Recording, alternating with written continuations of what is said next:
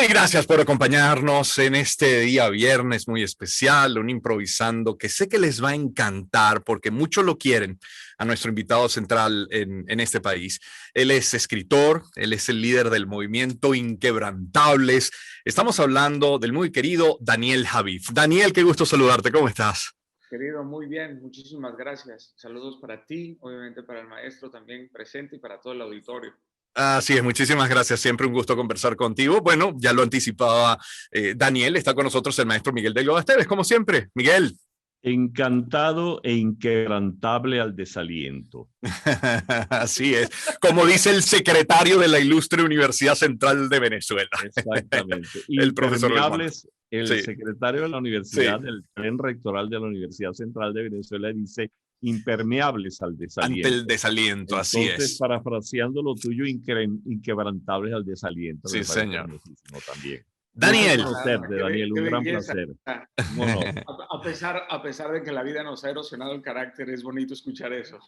Sí, es ciertamente así. Daniel, aquí vamos a hablar prácticamente de todo. De hecho, vamos a hacer incluso hasta una mezcla de otras secciones que tenemos en el programa para el desarrollo de esta conversación. Claro que vamos a hablar de un streaming mundial que vas a tener y al que le queremos dar el peso que merece. Pero yo quisiera regresar en el tiempo, Daniel, porque hoy tenemos eso, precisamente tiempo para andar en ello. Que nos describas la casa en la que creciste, Daniel. ¿Cómo recuerdas aquellos primeros años? Ambiéntanos, háblanos de ese hogar en el que te desarrollaste. ¿Cómo era la familia? ¿Cómo eran los vecinos? ¿El entorno? Bueno, yo crecí en un puerto que es Mazatlán, Sinaloa, en el norte de la República Mexicana. Un lugar muy interesante porque entre las risas, las olas y las gaviotas estaban las motocicletas, los balazos y el miedo. Y eso hace de tu vida un marcaje personal durante la juventud muy interesante. Crecí ahí durante los primeros 6 años. No tenía vista al mar, pero estaba cerca del mar y bueno, recuerdo despertarme con el sabor a sal. Eso es algo que llevo mucho en mi vida, despertarme con el sabor a sal y sentir esa brisa que te dejaba medio pegajoso, ¿no? Cuando vives cerca del mar. Mucho calor, eso sí, mucho calor, a pesar de ser alguien completamente nórdico en todos los sentidos. Me hacía mucho bien ese lugar. Lamentablemente tuvimos que partir de Mazatlán y llegamos a la Ciudad de México cuando yo tenía 6 años aproximadamente. Y en la Ciudad de México vivía al norte de la Ciudad de México. Es enorme, obviamente, la Ciudad de México, y crecí en un lugar que se llama Viveros de la Loma, Tlanepantla, que es una zona, era muy industrial. O sea, el cambio fue muy grande, ese cambio. Era una casa pequeña donde casualmente esa casa se convirtió como era como un centro vacacional o como un lugar en donde toda mi familia comía. Mis padres se separaron cuando yo estaba muy chico y mi madre era como esta enfermera de guerra que recibía a todo el mundo en casa. Entonces, en mi casa estaban mis 3 hermanos, dormían otros 3 primos, llegaban las novias de los primos. Y mi madre, que para mí era como Jesucristo en ese entonces, tenía la capacidad de multiplicar 5 panes y darle de comer a 25 personas. Y recuerdo que comíamos de pie porque se sentaban mis hermanos mayores, pero casi siempre comíamos muchas personas y era un lugar que siempre olía a comida. Yo tengo en la sangre, llevo a Turquía, mi abuelo es de Esmirna, Turquía, llegó en 1913 a Mazatlán, Sinaloa, cruzando una tremenda travesía para llegar a Mazatlán. Mi abuelo vivía en un pueblo en donde casi no se hablaba, no se leía. Llegó muy joven a Mazatlán y bueno, mi madre creció con esta cultura medio turca, ¿no? Donde las mesas se llenaba obviamente de comida, no de grandes platillos, pero sí de 1 kilo de jitomate, sí de 1 kilo de fruta, sí de 1 kilo, y todo el mundo comía. Y eso es algo que siempre tengo muy, muy presente en mi vida, y a la fecha, como así, es más fácil contratarme que invitarme a comer. Bueno, quienes somos hijos de asturianos y de polacos también sabemos un poco de eso. Además de esa filosofía posguerra, ¿no? Que marca a nuestros abuelos unas despensas llenas donde no cabe un alfiler por el pánico de no tener que comer al día siguiente, o llegar a casa de cualquiera de mis abuelas y que te dijeran, hijo, ¿comiste? Sí, pero ¿no quieres nada? No, pero es que ya lo tengo listo, no te preocupes. Y luego de 20 veces te decía, hola, ¿cómo estás? ¿Cómo te va? Es cierto, es cierto. Primero, la comida iba primero primero que todo. Era desayuno, comidas, todo el día era comer. Y hubo temporadas donde no había comida, pero a pesar de que había poca comida, ese pan se partía en 15. Tú sabes que yo soy de una región de Venezuela, del centro de Venezuela, del llano venezolano. Y cuando yo recuerdo, cuando tú nombras Mazatlán, yo entre paréntesis, perdóname la petulancia, pero yo tengo muy buena memoria. Tan buena memoria tengo que cuando yo era recientemente un óvulo recién fecundado, escuché una canción que te la quiero cantar. Por favor. Porque es, cuando me dicen Mazatlán, es inevitable que yo recuerde a don Pedro Vargas, a quien tuve el honor, inmenso honor de compartir con él y con algunos paisanos tuyos que ya te los iré nombrando, músicos ellos, y con don Pedro Vargas y a otro que sí no conocí, pero sí lo vi en películas. Daniel, esta sección se llama Recuerdos del Embrión. Adelante, Miguel. No, pero mira. Noches de Mazatlán, noches para soñar, mientras tiende la luna, manto de plata sobre la mar. Noches de Mazatlán que nunca olvidaré, cuando en las olas altas por vez primera yo te besé. Playas de ensoñación con oleajes de luz, rumorosas palmeras que nos hablan de amor. No hay nada comparable con su cielo lleno de estrellas, inolvidables noches divinas de Mazatlán.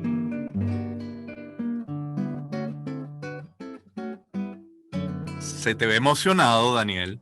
¿Cómo no, querido? Sabes que casualmente esa canción la tarareaba y la cantaba mi madre. Mazatlán es un semillero de compositores, aunque Pedro Vargas no es de Mazatlán, es de San Miguel de Allende. Bueno, Mazatlán tiene a Perrusquilla, a Jesús Antonio Torres Morfín el Smokey, Faustino López, Noel Gato Hernández, Abraham López, Juan José Leiva, Manuel Cázares. Tiene tremendos compositores, y al escuchar, por supuesto, esto, pues me conecta inmediatamente con una cantidad enorme de recuerdos. Y la letra enmarca algo muy importante de Mazatlán, que son los cielos. Los atardeceres de Mazatlán tienen la capacidad de curarte no nada más la tristeza, yo creo que tienen la capacidad de curarte todo. Son un espectáculo, de verdad, son un espectáculo. Parecen pintados por Monet, ¿no? Aunque son pintados por Dios, pero parecen pintados por Daniel, por Monet, sí. Daniel, ¿de qué manera marca tu vida, ese Mazatlán de olor a salitre, pero también de ruido de balas, luego esa casa familiar al norte de México, siempre oliendo a comida. Y te lo pregunto por qué, de qué manera te marca para lo que eres hoy, porque vivimos en un continente profundamente violento. En la ciudad de Caracas hay una zona, hay un sector que se llama la Cota 905, que cada vez que las bandas que allí hacen vida, se les antoja, se enfrentan entre ellas a tiros, a disparos, con armas largas. Si no se enfrentan entre ellas, se enfrentan a la policía.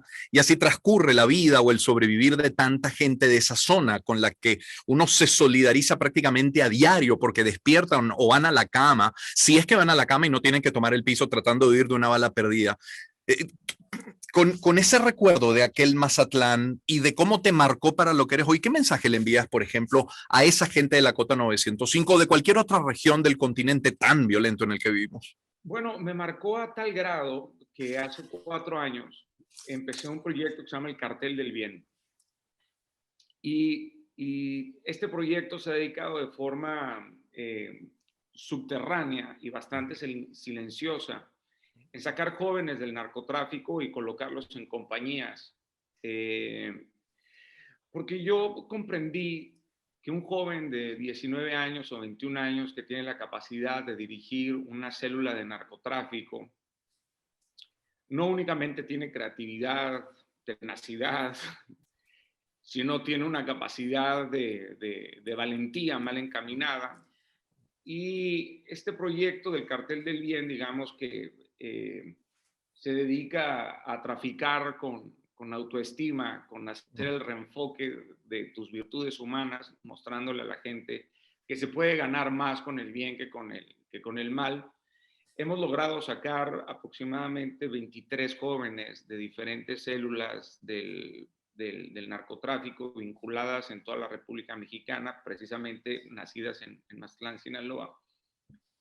Uno tiene que comprender que a veces las circunstancias, por supuesto, te aplastan, te obligan. ¿Y a qué voy con esto? La opresión te lleva a actuar de manera irracional.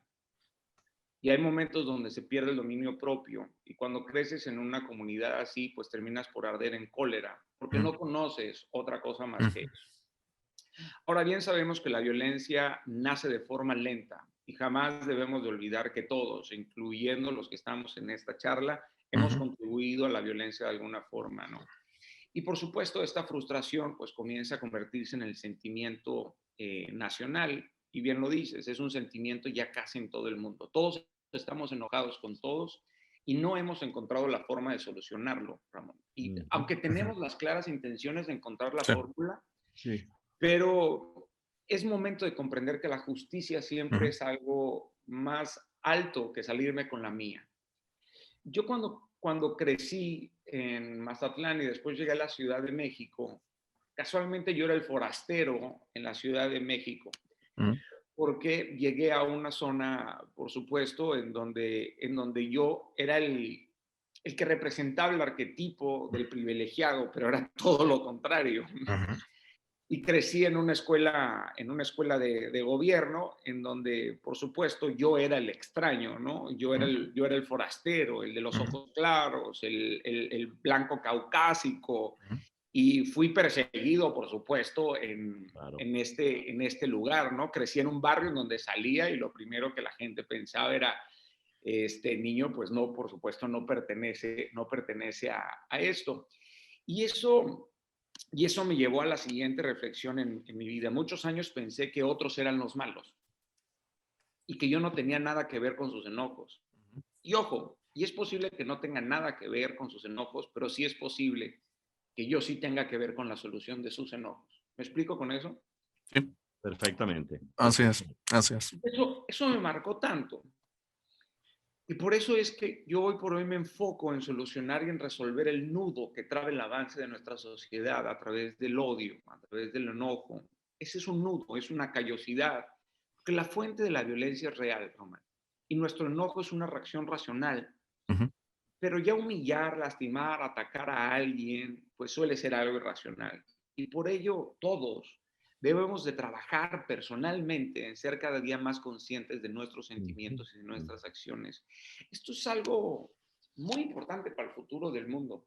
Muy importante para el futuro del mundo. Pensamos que no tenemos nada que ver con sus enojos y probablemente no, pero sí tenemos que ver con la solución de esos enojos. Miguel. Mira, Daniel, yo he leído que tú eres un ávido lector y yo tengo siempre dos poetas fundamentales venezolanos que son fundamentales. Uno de ellos está vivo, es el poeta Rafael Cadenas.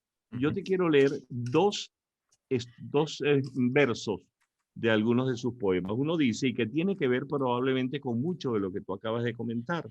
Uno dice, florecemos en un abismo. Estamos en un abismo y constantemente tenemos que florecer. Esa lucha de la cual tú hablas. Y yo te quiero hacer una pregunta con respecto a este verso también, a ver qué opinas tú. Rafael Cadenas dice, yo nunca supe si fui escogido para trasladar revelaciones. ¿Tú tienes que ver con eso? Primero digo, la parte poética de las flores me parece bellísima porque sí creo que hay semillas que solo florecen cuando son aplastadas. Solamente. Para que ciertas semillas florezcan tienen que ser aplastadas. Y yo no sé si trasladar revelaciones, porque no me considero a alguien que tenga esa capacidad. En algún momento sí creí que lo pudiera lograr, pero ya no estoy enfocado en hacer grandes cosas, sino en hacer buenas cosas. Pequeñas, pero buenas cosas. Hechas con mucho amor, con mucha piedad, con mucha empatía. Y soy un tipo ordinario que tiene sueños, sí, extraordinarios, pero la punta de lanza de todo lo que hago yo es la compasión. Tiene que ver con la compasión. Creo que la compasión es el arma evolutiva de nuestra sociedad, porque hemos sido compasivos los unos con los otros, a pesar de que la humanidad en la que nos encontramos cada día actúa con menos humanidad, por supuesto, en un mundo cada día más lleno de máquinas. El reto que tendremos en el futuro es actuar como seres humanos. Precisamente hace 3 días estaba leyendo acerca del argón y cómo el argón no hay más cantidad ni menos cantidad de argón, únicamente sigue siendo la misma cantidad de argón. Y eso a mí me ha llevado a pensar que lo mismo que respiró Hitler, lo he respirado yo. Y lo mismo que respiró Cristo, lo he respirado yo. Y lo mismo que respiró Gandhi o Mandela o Alighieri o en el 480 Da Vinci, qué sé yo, los Sforza, Mehmet Según esto. Y creo que la revelación más digna que he tenido en mi vida es: entrena tu compasión. Qué bonito eso. Daniel, vamos a ir a una pausa en un par de minutos, pero quisiera una reflexión. Hablaba yo antes de la desigualdad en el continente. Hablas tú además no solamente de la desigualdad, sino de los conflictos en el mundo. Yo te voy a poner un ejemplo, podrían ser otros en la región, pero te voy a poner el ejemplo de la India. Siendo un país, una región tan profundamente espiritual, bueno, se dan también unas enormes desigualdades. Hay gente rica, muy, muy rica, y gente pobre, muy, muy pobre. Y en espiritualidad podrían estar a la cabeza en el planeta. ¿A qué reflexión te lleva a eso? Caramba, tremenda pregunta, ¿no? ¿Qué podría pensar acerca de eso, man? No, la espiritualidad no significa intelectualidad, precisamente, ¿no? Ni capacidad para llevar a una sociedad aquello que consideramos próspero o bienaventurado. Ahora, también la espiritualidad te puede radicalizar porque te puede llevar a la religiosidad. Y cuando caes en una religiosidad, y creo que la verdadera espiritualidad es amar más a la gente que a las reglas. Y bajo mi convicción espiritual, que es completamente cristocéntrica, cuando uno va a la lectura bíblica, El segundo mandamiento es amarás a tu prójimo como a ti mismo. Claro. Y creo que ese es el problema, que no amamos al prójimo como a nosotros mismos porque nosotros no nos amamos. Eso, claro, eso. Y como no nos amamos, pues caemos en este círculo vicioso del hedonismo, en donde lo único que nos enfocamos es en la autorrealización. Y entre más buscamos la autorrealización, llegamos a un lugar completamente radical y polar y nos valoramos menos. Y entre menos nos valoramos, menos aprendemos a adherirnos, por supuesto, a otras culturas. En el caso, por supuesto, de la India, pues tienes el otro espacio de Nigeria, ¿no? Que es completamente también religioso, y tienes el Haití, tienes Haití y República Dominicana separados por una línea, y tú puedes estar por arriba de República Dominicana y tú puedes ver una mancha ahí, ¿no? Y del otro lado de República Dominicana puedes ver esta bendición, esta gracia. Es esa verdad que se revela en los hechos, no en el pedestal moral de ser espiritual. Coño, es una reflexión muy compleja, pero me habrás dejado pensando durante un muy buen tiempo. Daniel, Miguel, permítame ir a la pausa. Tenemos que ir al corte. Miguel, te doy la palabra al regreso y por supuesto que vamos a hablar de un streaming mundial que va a tener Daniel Javif. Al carajo el miedo, si lo queremos tropicalizar y además para que no tenga consecuencias de nosotros, al carrizo el miedo. Estaremos conversando en la próxima parte con Daniel Javif y con Miguel Delgado Esteves. Ya venimos. Miguel, adelante. Una cosa que te quería comentar, a raíz de lo que hablabas anteriormente, Daniel, sobre lo que es la espiritualidad, la educación y la instrucción. Una cosa es que sepamos mucho de física nuclear o de biología molecular o de inmunología o de cualquiera de las ramas del saber de la ciencia o de la literatura o de las artes. Y otra cosa es que seamos educados. Y otra cosa, que eso son cosas totalmente diferentes. Yo creo que uno de los graves problemas en nuestros países es justamente no es la instrucción, sino la educación, cómo reeducar a una sociedad que ha venido trastabillando en muchas ocasiones cuando no se cumple con ese mandamiento, aunque no seamos religiosos, no importa. Pero eso de amar al prójimo como a ti mismo, eso es respeto, eso es educación. Y amar al prójimo es yo ponerme una mascarilla cuando voy a la escuela si mis hijos tienen gripe. No ahorita en esta época de cuarentena y pandemia y toda esta cosa. Pero entonces, hay algo que te quiero decir, Daniel, porque he visto que tú eres casi como un hombre del Renacimiento porque haces una cantidad de cosas. Entonces, pero hay algo que sí me parece que la gente te va a reclamar alguna vez y te va a sacar una tarjeta como si fuera un juego de fútbol, por lo menos una primera tarjeta amarilla, y cuídate que no te saquen la segunda tarjeta amarilla, porque está fuera del juego. ¿Por qué tú no haces? No, respeto tanto la música, soy melómano, la música me ha salvado en un centenar de ocasiones en mi vida. Tuve una banda de funk, una banda de rock, cuando tenía 18, 19 años. No fue el éxito, por supuesto, en aquel entonces que yo quería y que yo esperaba. Pero más que cualquier otro oficio, sí, soy compositor y escritor, y últimamente le he estado dando canciones a algunos colegas y artistas. Lo voy a hacer. Recientemente, hace un par de meses, terminé de escribir una canción que se llamaba Un bailarín desalineado, ¿no? Y representaba mucho lo que soy, toda esta amalgama extraña. Soy un bailarín desalineado, pero de todos modos tengo esta capacidad de seguir bailando en las tormentas. Pero no, sí voy a hacer música. Yo no me voy de este plano, de esta tierra, sin hacer música y sin ser chef durante un año. Ok, está muy bien. Porque mira, yo tuve una amistad muy bonita con Armando Manzanero, lo comenté en días pasados a un programa acá, y tuvimos la suerte de compartir muchísimo con él y con Simón Díaz. Y entonces, tremendo, Simón, tremendo. Claro. Tremendo. Entonces, hay unas canciones de un señor a quien llamaban el papá del bolero y también la mamá del bolero. poniendo la mano sobre el corazón. Quisiera decirte al compás del son que tú eres mi vida, que no quiero a nadie, que respiro el aire, que respiro el aire, que respiras tú.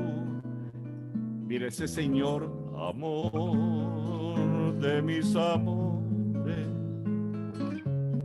sangre de mi alma. Un señor que era feo, flaco, una cortada, qué horrible. Y cómo le cantaba a las mujeres. Y aquel otro señor que decía, contigo aprendí a ver la luz del otro lado de la luna. Contigo aprendí que tu presencia no la cambio por ninguna. Aprendí que la semana tiene más de 7 días. Y si tú sigues cantando las canciones esas que han vuelto locos a las mujeres de Latinoamérica, este par de señores, hay un par de mexicanas gigantes, que una de ellas decía, cuando vuelva a tu lado y esté a solas contigo, las cosas que he vivido. Fueron más de 800 boleros que compuso María Greber y aquella gigante, bésame, bésame mucho, como si fuera esta noche la última vez. Consuelo Velázquez, quería dejarte esos paisanos tuyos que le han dado historia y gloria al bolero latinoamericano, ese ritmo que sirvió para que todos nosotros descubriéramos el Vía Crucis del amor. Esa canción yo la he escuchado interpretada por Elvis Presley, por Nat King Cole, claro, Luis Miguel, Rita Hayworth, Sara Montiel, Omar Portuondo tiene una versión claro, mucho simplemente espectacular, ¿no? Bueno, y es que hay tantos boleros. Dino Ramos, La nave del olvido, cantada por José José. Adoro, claro, de Armando Manzanero, ¿no? Tremenda. claro. Bueno, de Armando somos novios, esta tarde vi llover, contigo aprendí. Para de contar. Mira esta, mira esta. Cuando estoy contigo, no sé qué es más bello, si el color del cielo o el de tus cabellos. No sé de tristeza, todo es alegría.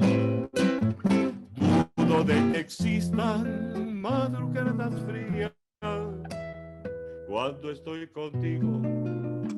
Y por ahí sigues cantando todos los boleros de Armando, que son una maravilla. ¿Cuánta gente no ha... ¿Tú tocas guitarra, Daniel? No toco guitarra. ¿Y cómo enamoraste a tu esposa? No le cantaste ni una canción. Casualmente Increíble. tenía una guitarra, pero no la estaba tocando. Por eso se enamoró. Casualmente, no es mentira. La primera vez que yo vi a mi esposa, por supuesto, han pasado 20 años, yo estaba dentro de un salón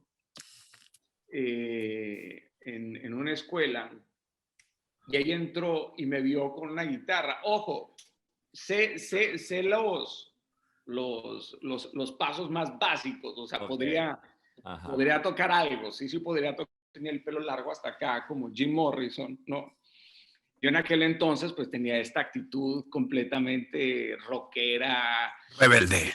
de grunge, todo era esta parte rockera, ¿no? Muy influenciado por esas bandas. Entró, me vio, la vi, se equivocó de salón y salió del salón. Así que sí, Sí la conquisté, traía una guitarra. Daniel, a ver, vienes con este streaming que va a ser el domingo 13 de junio, que bien podría tener el título de un bolero, ¿no? Al carajo el miedo. Y sobre el miedo, sobre el miedo se dicen muchas cosas. Y una de las que se dicen, y lo comentaba yo en días pasados con Laureano Márquez, es que, bueno, es muy distinto el miedo que el pánico. El pánico paraliza, el pánico te deja congelado. El miedo no, el miedo más bien podría ser como una especie de protección porque te mantiene en alerta permanente. ¿De qué va al carajo el miedo? Bueno, querido, esta es una invitación no al festejo ni al entretenimiento, es una invitación a nosotros, es mutante, voraz, completamente hostil. Y bueno, la intención es hacer un recorrido claro por el instructivo del miedo, desde la perspectiva biológica, desde la perspectiva psicológica y desde la perspectiva espiritual. Sí. Aprender a intervenir estos miedos precisamente que nos paralizan, que nos dejan encerrados en una madriguera de la que no queremos luego salir. Primera, querido, creo que desde el fin de la Segunda Guerra Mundial la humanidad no había tenido una oportunidad similar a esta para cambiar de forma tan determinante, ¿no? Y quizás ni siquiera en la Segunda Guerra Mundial se había producido una invitación tan manifiesta al cambio individual. Y precisamente esto decía algo acerca de la educación. Y como la educación hoy por hoy es arcaica, no está enseñando nada de este tipo de virtudes, no hay comunicación asertiva, no hay expresión corporal, no hay nada de estas clases. Y hoy por hoy, pues no basta una maestría o un doctorado para considerar que una persona es educada y mucho menos que está preparada, ¿no? Ya la preparación trasciende la formación y este es el atributo que nos permite resolver los problemas. Quizás estos dos elementos están separados por una barrera muy delgada, pero la diferencia a cada lado, querido, es imperceptible. Esta frontera es abismal. De ahí es que tengamos tantos maleducados con doctorado, personas que son incapaces de relacionarse o de trascender. El hecho de que una persona tenga un título indica que posee los conocimientos. Y hoy para mí la educación es un concepto mucho más amplio que una formación. ¿Por qué? Porque el conocimiento comienza a dejar de ser un privilegio de quienes accedían antes a las universidades. El acceso a la tecnología, la democratización del conocimiento, ahora permite más que nunca el acceso a información que antes estaba reservada únicamente para las personas con grados superiores. Por eso hago esta invitación, ¿verdad? Para que podamos hablar de estas destrezas que no son tan valoradas, ¿no? Y que pocas veces vamos a encontrar en programas de estudio. Nuestro sistema educativo, Ramón, ha sido desbordado por una realidad que se ha hecho 1000 veces más demandante. Y esto es un producto de una herencia cultural. Nuestro continente es quizá el lugar en el mundo que más arrastra el mayor lastre en este sentido. Es muy común. Y por supuesto, cuyos países tienen gobiernos como el de Venezuela, como el de Honduras, como el de Cuba, como el de Nicaragua y también como el de mi país, pues han decapitado la iniciativa, donde emprender casi se ha convertido en un delito, donde encontramos lamentablemente personas brillantes con elevada formación mendigando. Y creo que no podemos dejar esta responsabilidad a los organismos públicos. Por lo menos yo me considero alguien que busca diseñar estrategias, metodologías y procesos que ayuden a transformar el aprendizaje. Y no me refiero solo a la educación superior, Ramón, sino modernizar esto es algo fundamental en todas las etapas escolares, incluida la primaria. Para mí es necesario elevar el estándar del desarrollo emocional, del desarrollo espiritual. Y sé que este último va a sacar ronchas a lo mejor a alguien que nos esté escuchando porque está convencido de la educación laica, pero nótese que una vez más hablo de espiritualidad, no religión. La espiritualidad no tiene que estar reñida con una educación laica, pero esto es un asunto, por supuesto, que podríamos abordar en otros lados. Y esta reunión es hablar de valores, de empatía, de autoestima, de respeto por los demás, de inclusión, de apertura, de imaginación, de resiliencia. Y creo que lo que decía el maestro también lo sumo, aprender del mismo modo que aprendemos una ecuación diferencial o un postulado filosófico o una cadena de aminoácidos, tendríamos que aprender a leer el instructivo biológico del ser humano. Y cuando aprendes a leer esto, claro que comprendes que el miedo es esencial para la especie humana. Si no fuera por el miedo, seríamos una especie indefensa, no hubiéramos podido, por supuesto, llegar hasta donde está. Ahora, hay aspectos muy positivos del miedo, ¿no? Y habría que habría que verlo desde la neurología, desde la epigenética, desde cómo utilizar técnicas de respiración, de EFT, para abordar el miedo de una forma completamente diferente. El miedo te vuelve hostil, te vuelve irracional. Uh-huh. Y esa es la intención. Ahora, Daniel, fíjate, Daniel, yo estoy seguro porque así lo has demostrado en todo este tiempo, que en ese streaming vas a compartir herramientas, vas a compartir seguramente argumentos prácticos de cómo hacer frente, de cómo sobrellevar, a lo mejor no enfrentarte a él, sino cómo sobrellevar el miedo.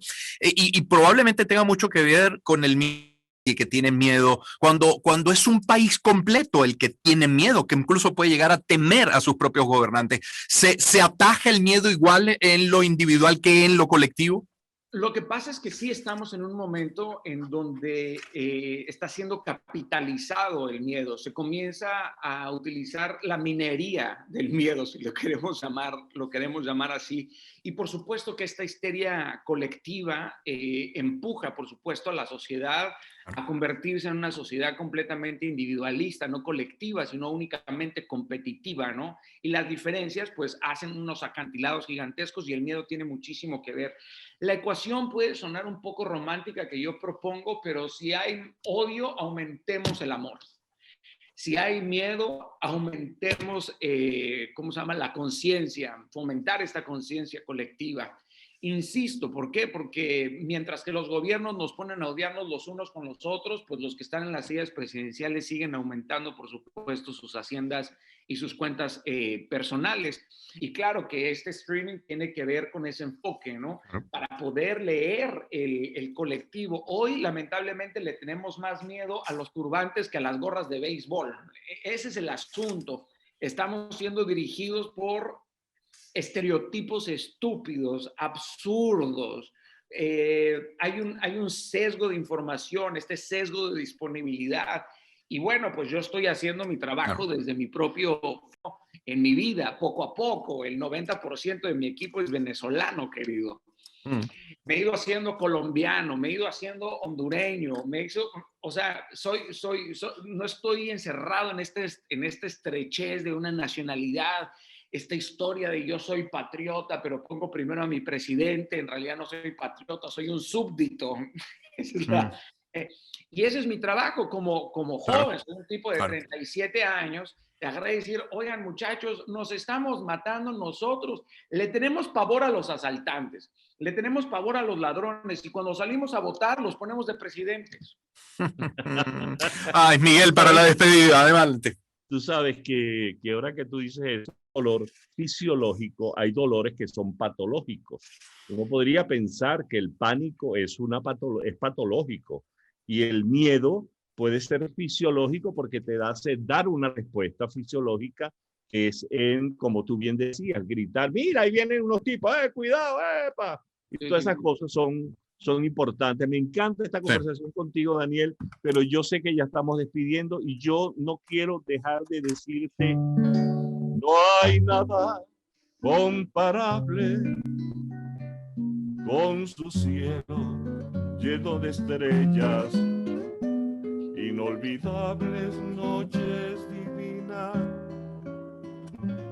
de más. Al carajo el miedo, domingo 13 de junio es este streaming de Daniel Javif. Daniel, un gusto siempre, un fuerte abrazo, ¿eh? Muchas gracias de verdad por el tiempo, por el espacio. Gracias, maestro. Me salió una flor de una grieta, mano, de la nostalgia, escuchando esa canción. Muchas gracias, que Dios les bendiga y ahí nos vemos al carajo el miedo. Así es, Miguel, fuerte abrazo, hasta el viernes que viene.